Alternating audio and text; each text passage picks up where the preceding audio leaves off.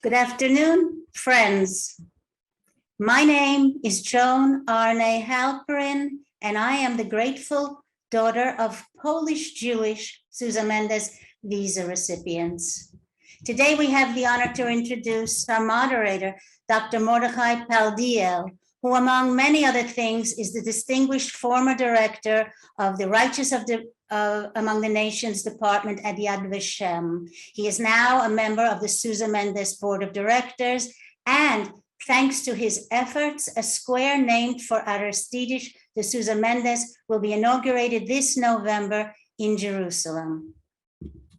Mordechai has 2 books out now. One is Poland, the Jews and the Holocaust, which is available on Amazon, and Polish Rescuers of Jews will be available in the near future. Today's program about Jan Karski promises to be inspiring, and a Q&A session will follow the discussion. We invite you to write your questions in the chat box. Our co-host for today's program is the Jan Karski Educational Foundation, and it is with great przyjemność, that means pleasure in Polish, that I introduce their Director of Programming, Bożena Zaremba. Bożena, the floor is yours. Thank you, Joan. It is a great honor for us to be part of this program. The creation of the Jan Karski Educational Foundation followed a successful centennial campaign to honor Jan Karski with the Presidential Medal of Freedom. And the campaign was organized by a group of Polish American and Jewish American leaders, including some of today's panelists, and Karski's former students at Georgetown University. They all recognized the kind of the momentum created by the campaign, and after the medal was posthumously awarded to Karski in 2012, they decided to establish the Jan Karski Educational Foundation here in the US. It's based in New York with a Polish chapter in Warsaw. Our website at www.jankarski.net, which will be displayed in the chat box, you can read our official mission, which is to instill in people, especially youth, the values of leadership, courage, and integrity as exemplified by the life of Jan Karski. So for the last 10 years, we have realized this mission by creating, organizing, and funding various educational programs that honor and promote Karski's life and legacy.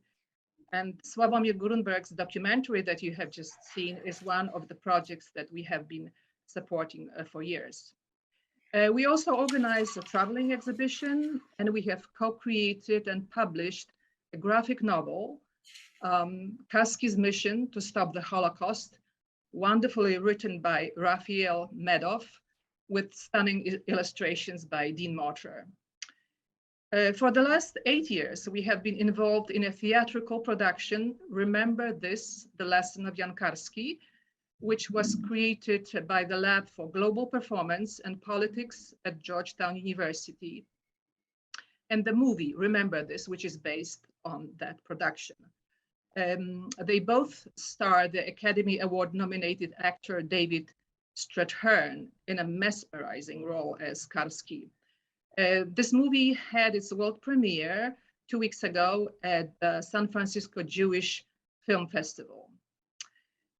Besides showing Karski's life and mission, the authors of the play also ask important questions about the responsibility of an individual, now here, to act when witnessing atrocities or injustice.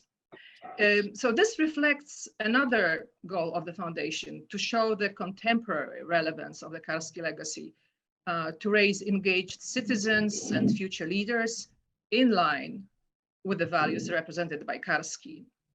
And since 2013, we have been funding scholarships for young Polish public servants, scholars, and social activists to participate in the prestigious Georgetown Leadership Seminar. And this year, we are also soliciting funding for 2 Ukrainian refugees residing temporarily in Poland. So again, I invite you to visit our bilingual website at www.jankarski.net, where you can find lots of information about Karski, about his life. There are links to his speeches, interviews, and lots of educational resources. You can also sign up for our newsletter, share your story about Karski, and get links to our social media pages. I can be reached at buzaremba@jankarski.net. Thank you. Mordechai, the floor is yours. Thank you, Božena. I will first give a brief timeline in chronological order of the main highlights of the acts and deeds of Jan Karski. This is, you have 2 photos of Jan Karski. Jan Karski is a young man on the left, and Jan Karski later on in life. He was born in 1914. He died in the year 2000. Next slide, please. So he wasn't born as Jan Karski. He was born as Jan Kozielewski. He was born in Lodz, where he writes that he befriended many Jewish people in Lodz. Lodz was a big Jewish center. In 1940, he joined the Polish underground, and there he adopted the name of Jan Karski. He became then a courier between the underground and the Polish government in exile in London. And one of his missions, before he set out for London, he secretly met in Warsaw with Jewish ghetto leaders. He was smuggled into the Warsaw ghetto. He wanted to see for himself what was happening there, as well as a transit camp, where people were taken on the way to the Belgians' death camps. When he arrived in London, he began to report to the Polish government in exile and to Shmuel Ziegelbaum, who was the Jewish representative in the Polish government. There were 2 Jewish people in the Polish government. He met with Anthony Eden, British Foreign Secretary. Then he continued to the United States. In 1943, he met with Supreme Court Justice Felix Frankfurter, and he met with President Roosevelt on July 28, 43. In 44, he published a book called The Story of a Secret State, and we will talk about that. And then he began to study at the Georgetown University, and he joined the faculty. In 1982, he was honored as a righteous among the nations by Yad Vashem. And as I said earlier, he died in Washington, D.C. in the year 2000. And now a little bit, I will elaborate a little bit more on that. So when we talk about Jan Karski, right, we talk about a non-Jewish Polish underground person who took the initiative to alarm the world of what was happening to the Jews in Poland. Not isolated killings here and there, but part of a larger master plan to exterminate every living Jew, man, woman, and child. He could only talk about Polish Jews, not those living in other countries of which he was not aware. But there were 3 million Jews in Poland, the largest concentration of Jews in Europe. Suspecting that his words would be doubted and not believed, he asked to be smuggled into the Warsaw Ghetto, doing what the Germans called the Great Action, Großaktion, where close to 300,000 of its inhabitants were deported to the gas chambers of Treblinka. He asked that so that he would see for himself, with his own eyes, the horrible scenes taking place from a secret lookout inside the ghetto. Not satisfied with that, he asked to be smuggled into a concentration camp, an operation that could not be carried out. So he was smuggled into an advanced camp, not far from Belzec, where people were unloaded and transferred to other transports on the way to Belzec. All this Karski did since, as an underground courier, he was on the eve of another secret journey to London to report to the Polish government there. Before being smuggled into the Warsaw Ghetto, he met 2 Jewish ghetto leaders at a secret rendezvous on the so-called Aryan side of Warsaw. As he later recorded, as he sat almost paralyzed by what his ears were recording, he was listening to their doomsday litany of Polish Jewry. One of the leaders, either Leon Feiner of the Bund organization or Menachem Kirschenbaum of the Zionist organization, told the stunned Karski, and this is what they told him: "You other Poles are fortunate. You are suffering too. Many of you will die, but at least your nation goes on living. After the war, Poland will be resurrected. Your cities will be rebuilt, and your wounds will be slowly healed. Your country will emerge again, but the Polish Jews will no longer exist. We will be dead. Hitler will lose his war against the human, the just, and the good, but he will win his war against the Polish Jews. The Jewish people will be murdered. Our entire people will be destroyed. A few may be saved, perhaps, but 3 million Polish Jews are doomed." After a silent pause, sitting speechless, Karski then pulled himself together and asked, "What plan of action are they asking for him to deliver to Jewish and non-Jewish leaders?" They responded, "Go to all the important English and American offices and agencies. Place this responsibility on the shoulders of the Allies. Let not a single leader of them be able to say that they did not know that we were being murdered in Poland and could not be helped. As to Jewish leaders, tell them not to leave until they have obtained guarantees that a way has been decided upon to save the Jews. Let them accept no food or drink. Let them die a slow death while the world is looking on. Let them die. This may shake the conscience of the world." As Karski sank into his armchair, in his words, as he recorded, "My whole body felt chilled and sore. I was shivering, and I felt the pulses in my temples pounding. I rose to go. He was stopped, for the two Jewish speakers had something else to tell them. 'One moment more,' they said. 'The ghetto is going to go up in flames. We are not going to die in slow torment, but fighting. We will declare war on Germany, the most hopeless declaration of war that has ever been made.'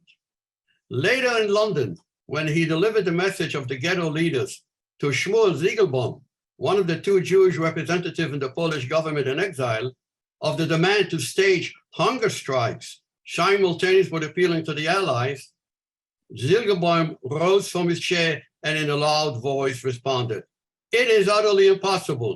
You know what would happen. They would simply bring in 2 policemen and have me dragged away to an institution.' A few weeks later, Ziegelbaum committed suicide. Karski wrote that he felt shock, grief, and guilt. 'I felt as though I had personally handed Ziegelbaum his death warrant.' Karski added that Ziegelbaum's death was the sharpest revelation of the extent to which the world had become cold and unfriendly, indifferent and selfish. But Karski retained his self-composure and confidence, and mindful of his mission, he continued with messages in order to alarm the world. He met with various leaders, in Britain with Foreign Secretary Anthony Eden, and in the United States with President Franklin Roosevelt, who listened attentively to what Karski was reporting, but remained silent on proposals to help out. In a meeting with Supreme Court Justice Felix Frankfurter, he told Karski, "I believe you are telling the truth, but I am unable to believe you, because the details were too horrific. Such terrible deeds from a cultured country like Germany." Feeling that he had failed in his mission, Karski later wrote, "I wanted to run away after the war. I saw too much misery, hatred, ruthlessness, and other horrible things.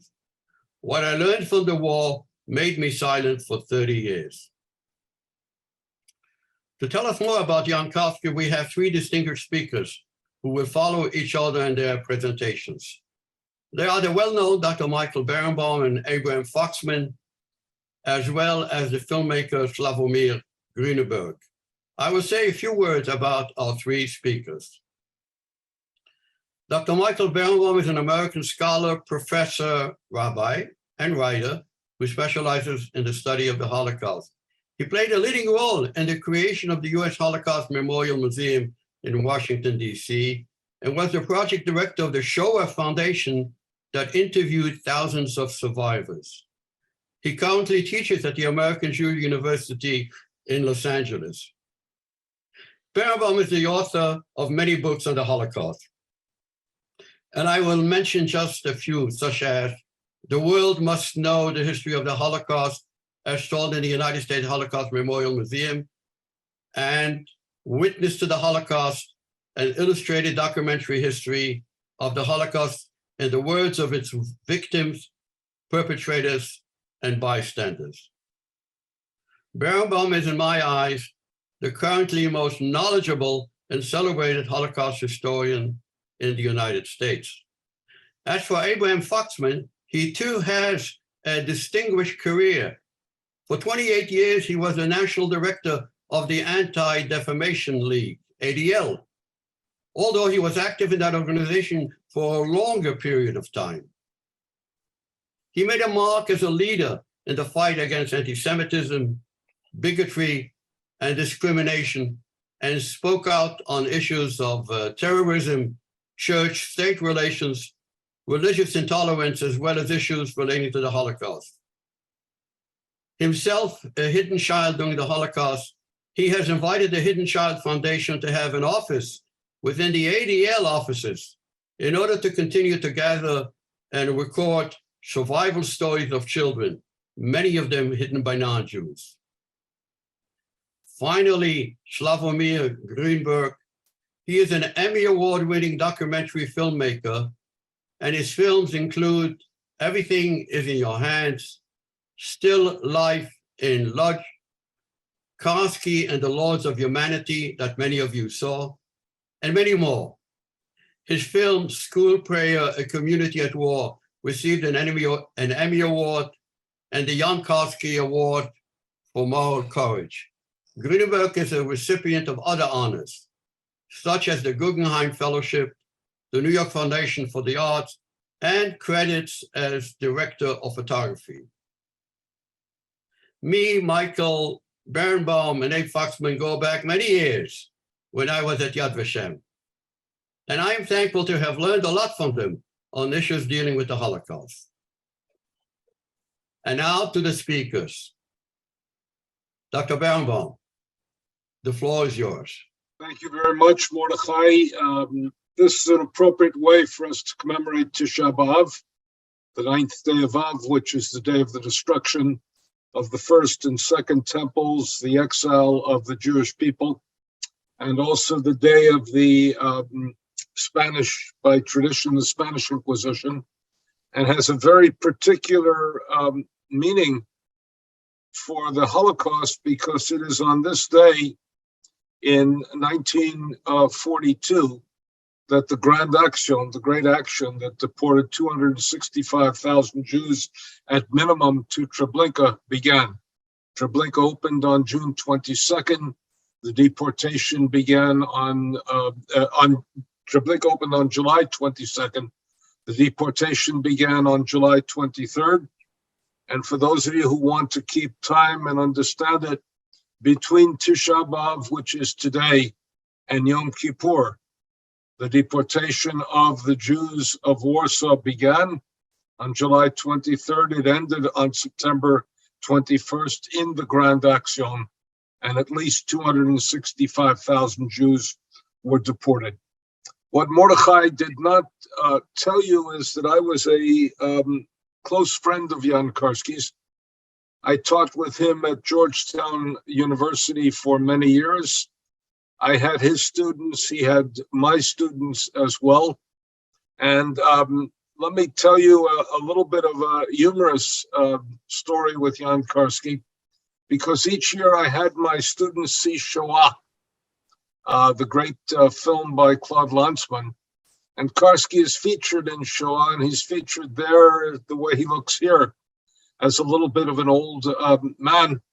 And my students would then bump into him in the dining room of the cafeteria, walking around campus, and they would go up to him and they would say, Jan Karski, I thought you were dead. And he would call me immediately thereafter and say, Professor Bergenbaum, you tell your students that I am alive, there will be plenty of time for me to be dead. And I used to tell my students that the easiest way to fail my course is to walk up to Jan Karski and say, I thought you were dead. I had the privilege of speaking at Jan Karski's funeral. And speaking at Jan Karski's funeral, we had also the incredible privilege, which is the Jewish community of Warsaw sent a white armband with a Jewish star on it and asked that Jan Karski be buried in that, with that Jewish star, an authentic remnant of the way in which Jews were marked in Warsaw. And we got permission to open the coffin and to put a white armband on his right sleeve, because he felt himself, in the aftermath of what he had taken on himself, he felt himself to be an honorary Jew. I recited the Kaddish at Professor Karski's funeral, which was in the great St. Matthew's Church in Washington, D.C. And even the then chief rabbi of Israel gave me a little bit of a pass.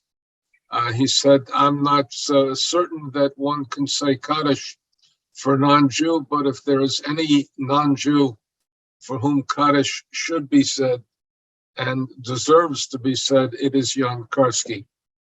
Let me talk about three elements of the Karski legacy that I think is important. I'd like to go back to the event that Mordechai pointed out, which is the meeting with Felix Frankfurter. To hear the event described by Karski, at the end, Karski met with three Jews, the highest three Jews in the Roosevelt administration, and it was designed to get a meeting with Franklin Delano Roosevelt. At the end of the meeting, Felix Frankfurter lingered. He did not leave when the others left. It was a Sunday afternoon. It was in the home of the ambassador of Poland to the United States, a man by the name of Chekhanov. And Frankfurter paced up and down, back and forth, and he said, young man, I can't believe you. The ambassador interrupted and said, I swear, Felix, I swear on the life of my children that this man is telling the truth, because it is on his word that we commit troops, that we commit men, we commit personnel, and we commit money. And I swear on the life of my children that he's telling the truth. And then Frankfurter said the words Mordechai said, which is, it's not a matter of what he's telling the truth. I can't believe him.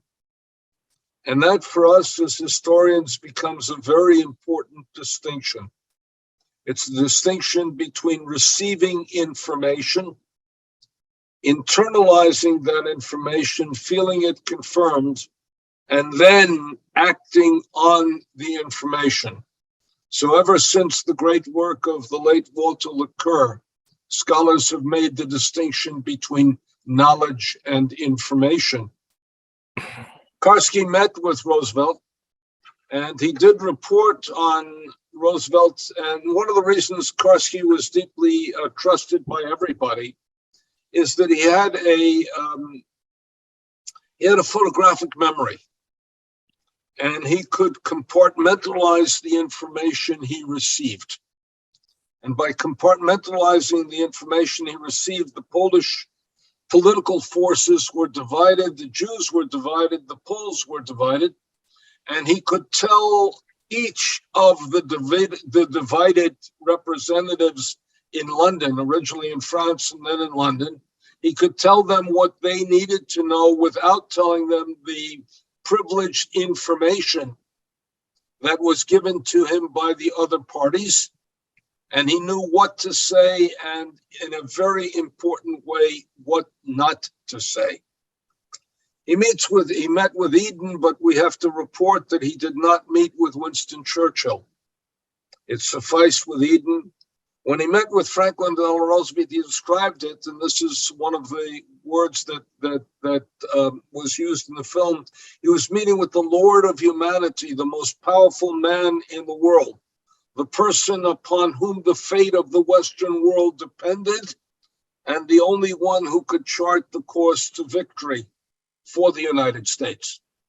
He met with him. Remember, when he met with him, it was still 1943 and the Hungarian Jewish community was not yet destroyed. He told him, and he then described Roosevelt, who had a pinky holder, and he would do an imitation of Roosevelt, the pinky holder, where he had a cigarette. He took his thing and he said, "You tell your people that we shall win the war, and then we shall do something about the refugees." And Karski, who is a young man, in his own words, a nobody, speaking to the Lord of humanity, mumbled to himself loud enough for the president to hear, "By then it will be too late." Now that gives you a sense of American policy. American policy was, we will win the war. The priority of the United States was number 1, 2, 3, and 4 was win the war. And then we shall do something about the refugees. America did not understand, did not perceive as a nation and as its leadership, that in essence, the Nazis were fighting two wars, a war against the Jews, or the racial war, and the world war. And in fact, when push came to shove, the reality is that primacy was given to the war against the Jews. The evidence for that is very simply that the two moments when the most Jews were deported were the two moments when Germany was most vulnerable on the war front, 1942, when on the Soviet front of the war, the German soldiers were bogged down in the coldness of winter. That's when the deportations to death camps began. And in 1944, the deportation of Hungarian Jews was at the same time as Germany was facing an invasion from the Soviet Union from the east, and the United States and the Allied armies from the west, and was facing its greatest vulnerability, and they were determined to win the war against the Jews, even if they were not going to win the world war. Let me add one moment to the Karski relationship to the Shmuel Ziegelblum decision that only in death could he make a statement, and he wrote a letter, a warning to the world, a call to the world to action. Ziegelblum met at that point with one other American representative, who was an American, who later became one of the most prominent American Jews of the last half of the 20th century, and that is Arthur J. Goldberg, who became Secretary of Labor during the Kennedy administration, then a Supreme Court justice, and finally a U.S. ambassador to the United Nations. Goldberg was then a major working for the OSS, for the Strategic Services of the United States, which is the precursor of the CIA. And Goldberg was one of his generation's most unique Jews, because he was prepared to work in the highest echelons of the American government, but also was never shy about advancing a Judeo-centric agenda and acting on behalf of his people, on behalf of the Jewish people at the same time. He informed Ziegelblum correctly that the United States would not be doing anything about what was happening, that it would essentially try to win the war and then address the problem.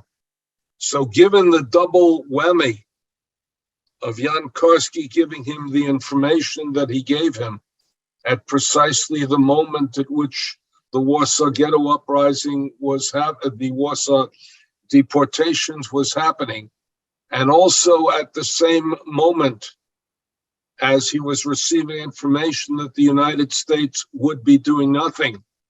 He sent him into a level of anxiety and despair that symbolic death became the only way in which he could fulfill the mission. I was with Karski when he spoke for the first time, and that is he spoke at Washington Hebrew Congregation some 30 years after all of what he had been through had happened. And after that, he continued to speak again and again and again. And the most intriguing thing about it is every time you heard it, you heard exactly the same thing. Literally, almost word for word, gesture by gesture, nuance by nuance, because in his own words, he had become a tape recorder, he had become a messenger. In 1944, he could no longer return to Poland. He also had a scar from an attempted suicide, as you know. Therefore, he was discoverable. And because he could no longer return to Poland, he felt free to tell the story in the United States. He published Anatomy of the Secret State. He spoke all over the country. He published in each of the major magazines of the United States. He told the story when he believed that it could make a difference. And the tragedy of his life was that it, and our situation is that it did not make a difference.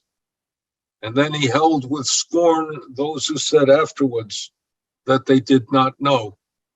What he really understood was that the information was available to those who cared enough and to those who were ready to believe the worst and therefore internalize it, act upon it. And the last thing I want to say about Karski was that this was, of all the people I've met in my life, this was a man who personified nobility. I always felt when I was in his presence, even in the most loosest of circumstances, even in bars and seminar rooms and faculty meetings, I always felt that I was in the presence of nobility. And it was a privilege to have him grace my life. And one of the truly great men that I've been honored to meet. Let me turn it over to my colleague and friend and a child survivor and a champion of the Jewish people, Abe Foxman. Thank you, Michael. It's with a great sense of humility that I find myself on this panel. I guess what qualifies me is that I was privileged to be touched by Jan Karski. It was through my role and responsibility as director of the Anti-Defamation League and involved with the ADL that I developed a relationship with this courageous, gentle giant who all his life bore witness to the truth, to the horrific truth, and also understood that it came from hate. It came from anti-Semitism. So we built that relationship because we provided him with platforms to speak, to educate. He cared very, very much to focus his message to the young people. But everything, Michael, you've said, the nobility of this man, but it was painful. It was painful sometimes to be with him because he felt and knew and understood that he failed in his mission. Again, at the Anti-Defamation League, we honored him with the Courage to Care Award, which recognized the righteous, the courageous. Before I left the ADL, I was able to change the name of ADL's Courage to Care Award to the Jan Karski Courage to Care Award. The most wonderful and yet painful experience that I want to share with you was a trip that I was on with Jan Karski to Poland. The ADL had a mission to Poland, two purposes. One was to honor some righteous Polish Christians who saved Jews, and we asked Jan Karski to be part of that. But also, we set up a series of seminars on anti-Semitism. And Jan Karski was not only concerned with general anti-Semitism, he was very, very much focused on anti-Semitism in Poland. And the trip had a mixed experience for him. When we honored the righteous Christians, he was up and celebrated and full of joy and hope. But then when he spoke about anti-Semitism, he was criticized. He was called a Jew lover.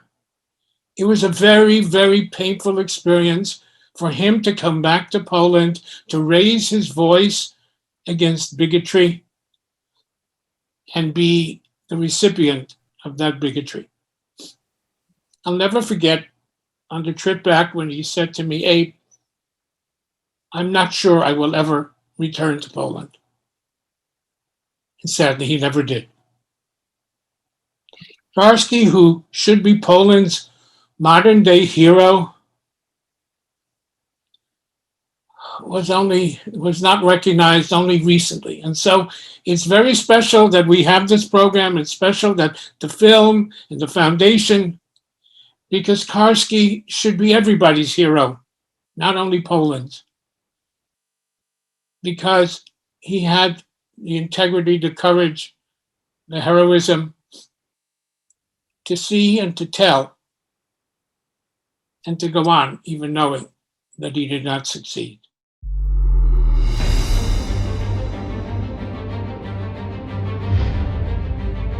Karski had an air of moral aristocracy about him, and his narrative had all the appeal of the adventures of James Bond. His dream was to become a diplomat.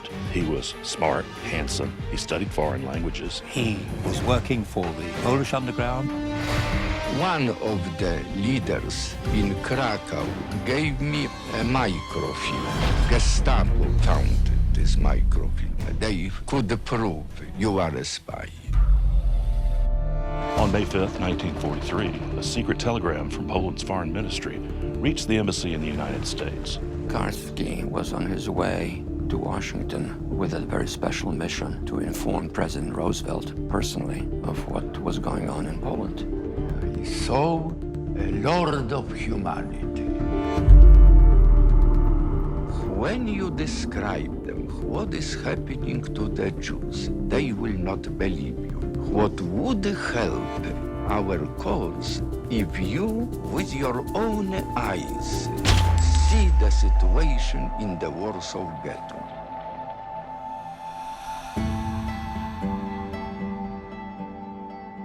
I couldn't take anymore, but I reported. We have a choice. We can choose to be robbers, we can choose to be good people. Now I go back 35 years. No, I don't go back, you know. It's not true.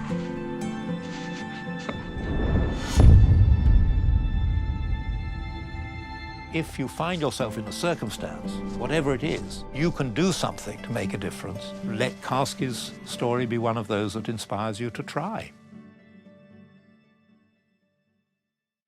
The picture is worth 1,000 words, and I was ready to explain why I did film about Jan Karski, but actually my two speakers who were before me, distinguished speakers, they already explained why there should be film about Jan Karski. In my film, I wanted to present an earnest portrait of a brave man who juggled between life and death while fulfilling a desperate mission to stop the destruction of European Jews.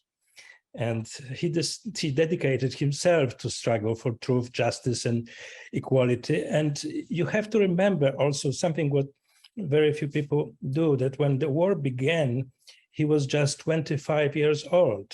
He was really young. He received a proposition which would have been declined by the vast majority of people, and took a huge risk by infiltrating the Warsaw Ghetto and Nazi transit camp. There he witnessed the horrors of the Holocaust in order to carry out a first-hand report to the Western Allies and the world's leaders. My film proves in some way that Jan Karski was a man who would sacrifice his life in the name of humanity. Jan Karski was disappointed because, as he said, I wanted to save millions, but I could not save anybody at all. This is a quote from my film, and he mentioned this many times in many interviews. But in my film, following claims and findings by historian Sir Martin Gilbert, I tried to prove that Karski was wrong, and that indirectly, as a result of his action, President Roosevelt created in January of 1944 War Refugee Board, which saved about 200,000 Romanian and Hungarian Jews. When I started working on this film, this was 2007, and it took me 7 years to complete it. At the beginning, it was suggested to me that I should use a reenactment in order to reconstruct scenes like Karski being arrested by Gestapo, dangerous entrance to Warsaw Ghetto, and his transitional camp, and his presence at the transitional camp in Izbica. But I was never a fan of reenactment in documentary films, and so I didn't follow this route. At the same time, a year later, I watched Israeli animated film Waltz with Bashir, and I found it extremely moving, and it became my inspiration to use partially animation in my film. You could see it in this trailer. A similar innovative fusion of technology was employed by our team to create this effect, to tell Karski's compelling story. And many archival images which you have already seen in other movies, you could see in different way because they are combined with animation, and these images regain their original sharpness and still remain unreal. I did my film thinking about a young audience. I wanted to reach people who are high school students, who are university students. And in my opinion, Karski is a universal, timeless hero who should be a role model for youth all over the world. It is young people's nature to seek the meaning of life and role models with good morals. And this is why in the final scene of the film, which it was included in this trailer, Sir Martin Gilbert, an official biographer of Winston Churchill, says, "If you ever find yourself in a position to do something to change the world, let the story of Karski be your inspiration? Showing this film to young people all over the world and listening to their questions, which they ask after the screening, it really proved to me how much Karski's actions could inspire young people. Distribution of the film is very unusual for documentary. I would say this is out of almost 50 films I did, the best example how the film could be widely distributed over the world, all over the world. The film was and is still widely shown in Poland. There were dozens of screenings of the film in schools, high schools, universities, and Polish television screened this film on many occasions. Adding to this, we have theatrical release of the film in Poland and in Russia by distributors who are now working because of the situation in Ukraine, and United States. The film by theatrical release had over 100,000 viewers, which is very unusual for a documentary film. The film has German, French, Russian, Spanish, Hebrew version. There are subtitles, and currently you can see it in Poland on Netflix and internationally on Primetime, Vimeo, and many other television platforms. The film was shown with Spanish subtitles in San Jose, Costa Rica, for example. And the screening was organized, among others, by the Human Rights Festival in Costa Rica, Ministry of Education of Costa Rica, and Yad Vashem. And the screening brought thousands of students from all over the country to the big screen, to the biggest screen in San Jose. Many buses, many days of screenings. I was there. It was amazing experience. And Spanish version of this film was also shown on many different occasions in Mexico, a country where I currently reside. Jan Karski wanted to be a diplomat. He studied to be a diplomat, and this was his dream, which was never fulfilled. And sitting on the bench next to Jan Karski at Georgetown University, I had this thought that my film, which reached far over 100,000 viewers all over the world, by showing Karski's actions, by listening to his words and his fight against all form of discrimination, perhaps fulfill his wish. It made Karski a diplomat. Well, at the beginning of this program, I said this program promises to be inspiring, but I didn't know it was going to break my heart and probably touch the heart of everybody here. It was marvelous. Thank you all of you for your participation. It's my job and honor to talk about the offer that the Sousa Mendes Foundation has for you, our guests. So with a donation to the foundation, you will receive 2 autographed and inscribed books by Raphael Madoff, who was our guest last week, excuse me. And these books are, one is a beautiful coffee table book talking about how comics are used to teach about the Holocaust, something very new and something that we wouldn't have thought about years and years ago. And the second book we're offering is Karski's Mission to Stop the Holocaust, which is a graphic novel. And in the back, Raphael Madoff gives the whole history of Karski. We'll send that to you for a donation. And you have until 10 p.m. this Wednesday, August 10th, to make that, to do that.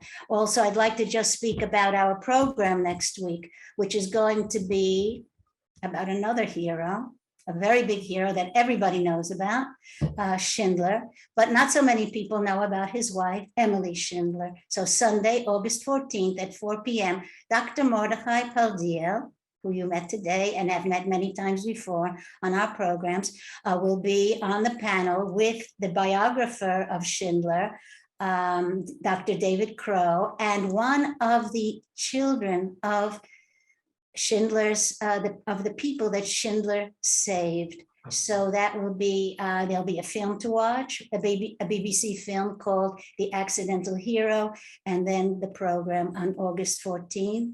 And that's a free program. So, Božena, what did you find in the chat?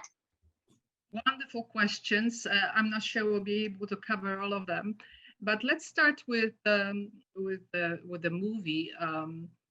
There was a comment about the coverage and the photos that somebody has never seen before, and I think that most of us who have not seen the movie have never seen them before.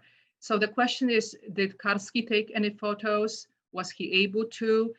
And if he would have been able to take any pictures of the ghetto with him to show in the United States? No, it was not possible. The only archival footage from the ghetto was made by Germans. They were working on the propaganda film about Warsaw Ghetto, and this footage survived in Berlin archives, and that's where the footage is from. But practically there was no, with one exception, there was no footage shot by anyone as video, as film in the Warsaw Ghetto. And the important thing when you look at the German film is that it was shot as propaganda film, but there's a very interesting film called An Unfinished Film, which shows the complete film of what they took, because accidentally they portrayed some very truthful elements of what was happening in the Warsaw Ghetto. They did not display that in their final film, but they captured it because they caught material that was accidental.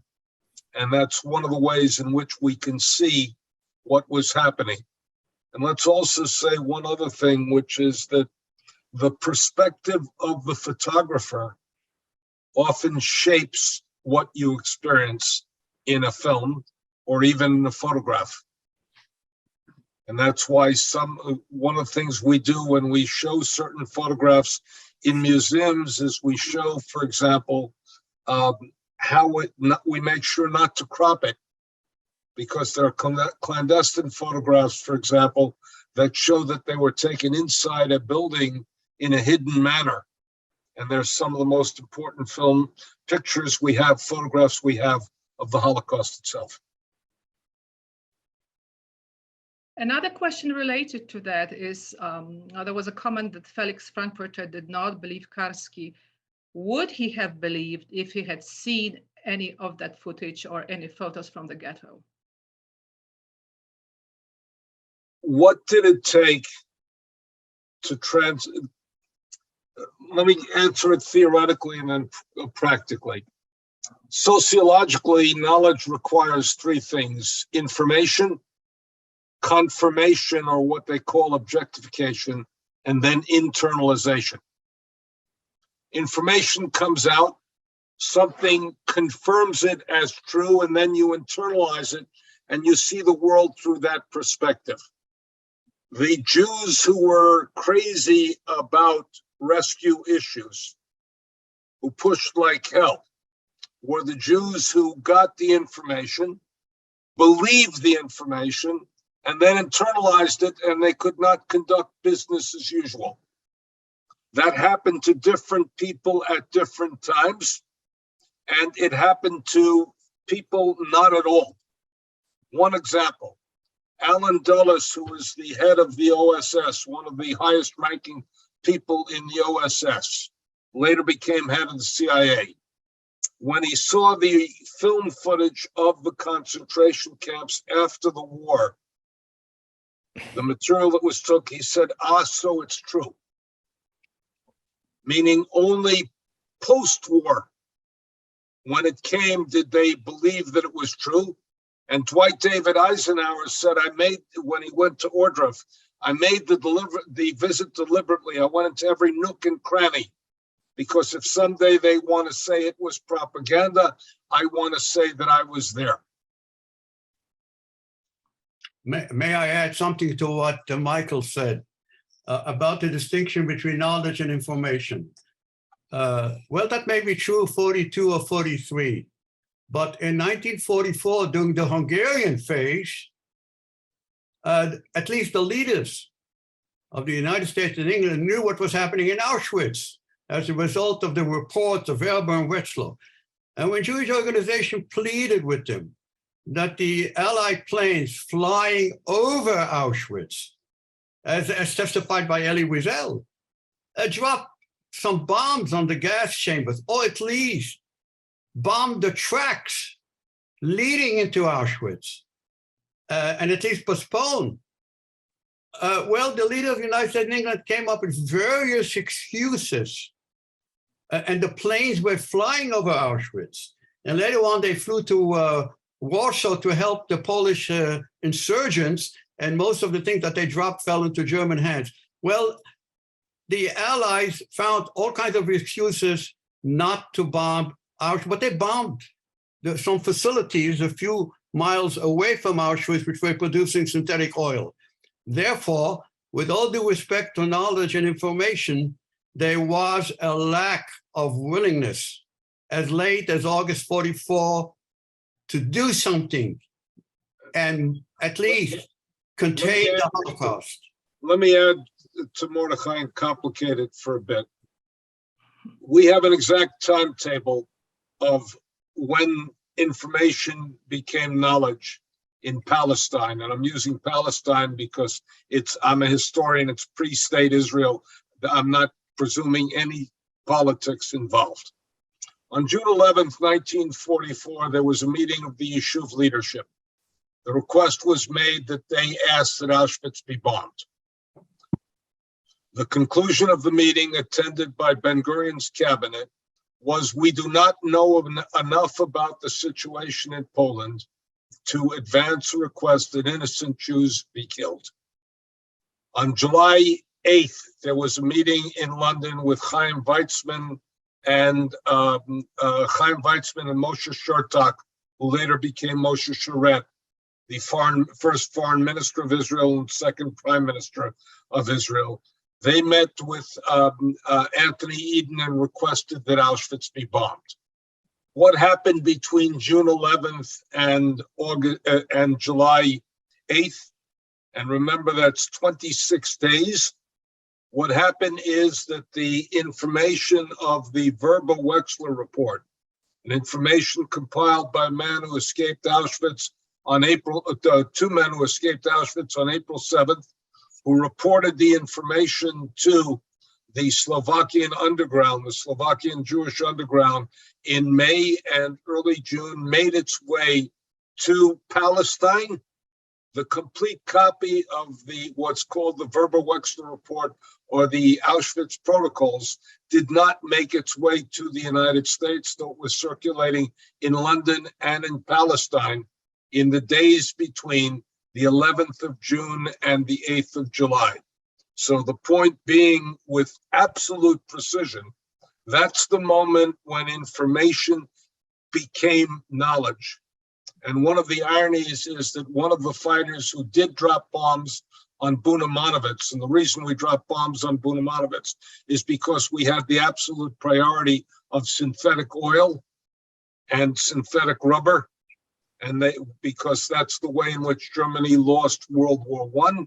One of the flyers was no less than George McGovern, whom I interviewed. And you don't think of George McGovern as a fighter pilot, but he and George H.W. Bush were both fighter pilots, Bush in the Pacific, McGovern in the Atlantic. He said, we did not know. And he said, I had people on my crew by the name of Katz, Cohn, and Friedman. And had they known, they would have forced me to dive bomb and go right in. He said, we had no information. We found it was never tasked and consequently, all the information of the American government never reached one place to, in post 911 language, to connect the dots. Do we have time for another question, Joanne?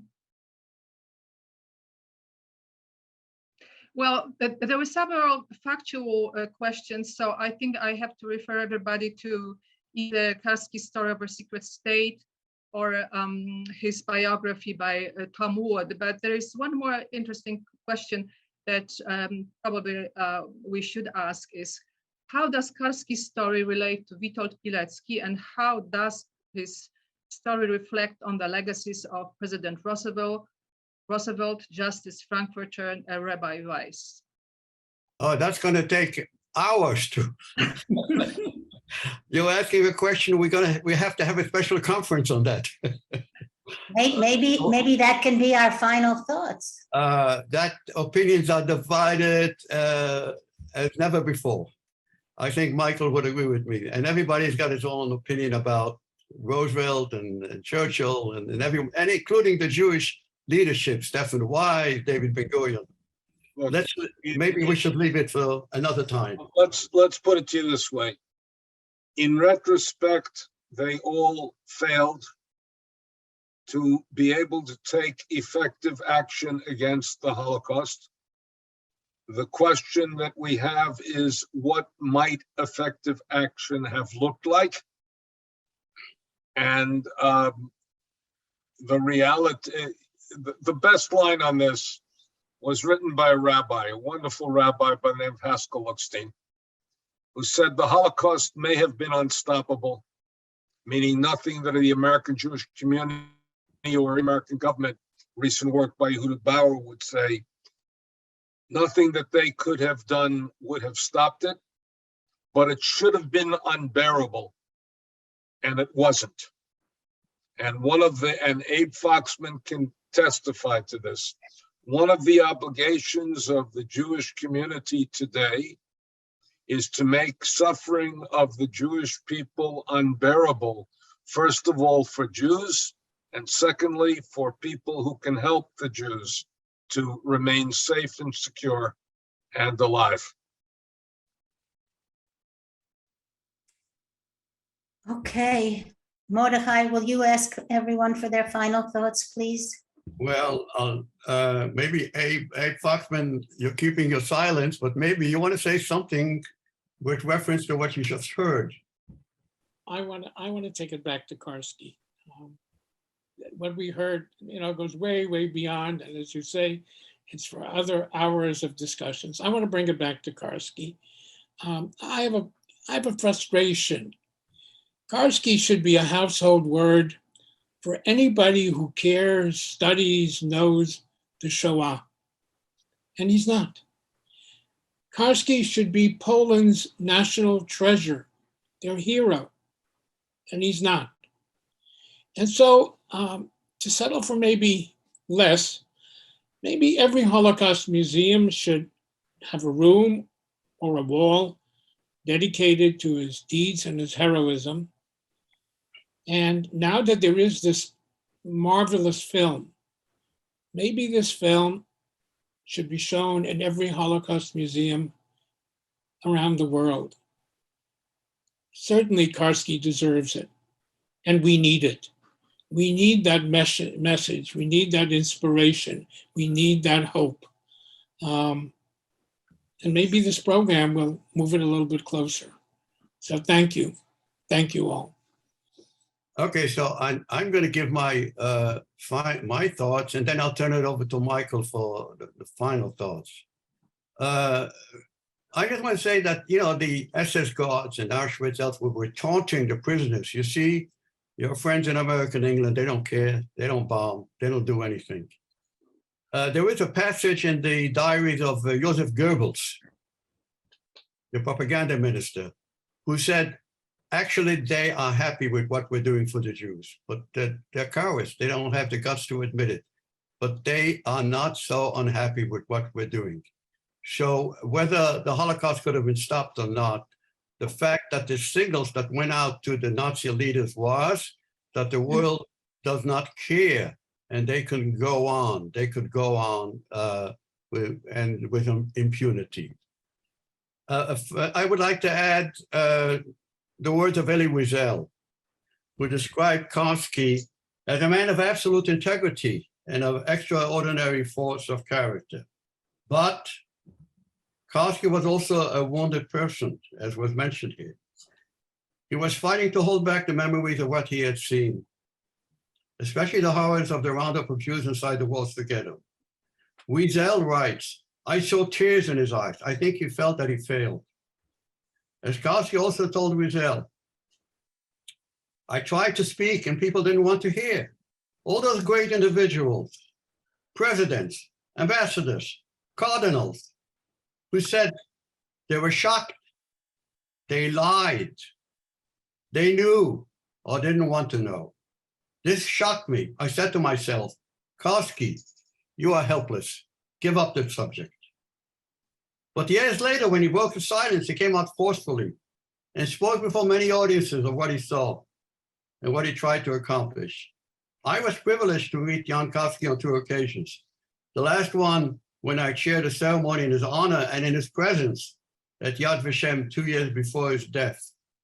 I remember a question asked by Professor Israel Gutman to Karski, how to combat anti-Semitism. And Karski said, it's like a hopeless struggle because anti-Semitism is a mental defect. It's a mental illness. And there are too many people in this world. And there will always be people in this world who will be mentally disturbed and they'll become anti-Semites. So the fight must go on, but it'll never be won.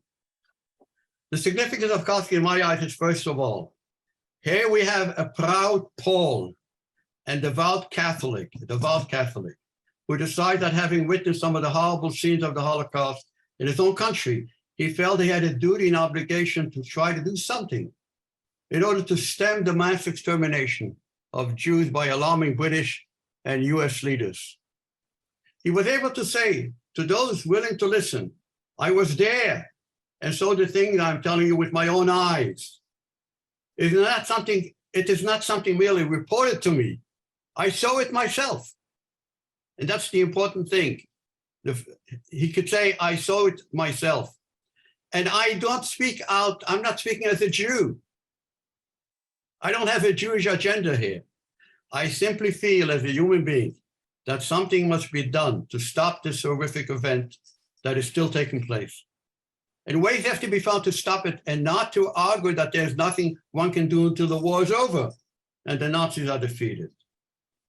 There was no one else like Karski, telling both Jewish and non-Jewish leaders not to procrastinate with various excuses, but try to do something about it now and not a moment too soon. A man of great character and courage, of nobility in Berenbaum's words, and everyone's hero in Foxman's words. This is how we remember him. And now, Michael Berenbaum, the last words from you. He told us what we needed to know. When he thought it could have made a difference, it should have made a difference. And the tragedy of his life and the tragedy of what happened in the aftermath of when he told the story is we could have known, we should have known, and we did not. And that's why he felt his life, that part of his life, a deep and profound failure, but it was not for want of trying. Okay. Thank you, everyone. Thank you, panel. Thank you, guests. Come back next week. We're all getting a Holocaust education here. I feel like I'm getting a PhD. Thank you very much. Good night.